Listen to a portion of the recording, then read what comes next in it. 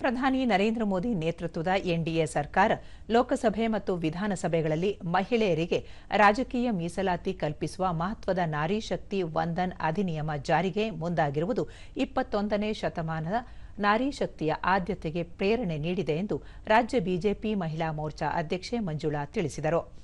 ತುಮಕೂರಿನ ಸುದ್ದಿಗೋಷ್ಠಿಯಲ್ಲಿಂದು ಅವರು ಪ್ರಧಾನಿ ನರೇಂದ್ರ ಮೋದಿ ಅವರಿಗೆ ಮಹಿಳೆಯರ ಸ್ವಾವಲಂಬನೆ ಮತ್ತು ಅಧಿಕಾರ ವಿಕೇಂದ್ರೀಕರಣದ ಮೇಲಿರುವ ಬದ್ಧತೆಯ ಪ್ರತೀಕವಾಗಿದೆ. ಈಗ ಇರುವ 543 ಸಂಸತ್ ಸ್ಥಾನಗಳು ಕ್ಷೇತ್ರ ಪುನರ್ವಿಂಗಡಣೆ ಕಾಯ್ದೆಯ ಬಳಿಕ 816 ಸ್ಥಾನಗಳಾಗಲಿವೆ. ಇದರಿಂದ ಲೋಕಸಭೆ ಮತ್ತು ವಿಧಾನಸಭೆಗಳಲ್ಲಿ ಮಹಿಳೆಯರಿಗೆ ಆದ್ಯತೆಯ ಮೀಸಲಾತಿ ದೊರೆಯಲಿದೆ ಎಂದು ಹೇಳಿದರು. ಒಂದು ಹೊಸ ಯುಗ ಆರಂಭ ಆಗಿದೆ. ಕಲಿಯುಗದಲ್ಲಿ ನಾರಿಯರ ಯುಗ ಆರಂಭ.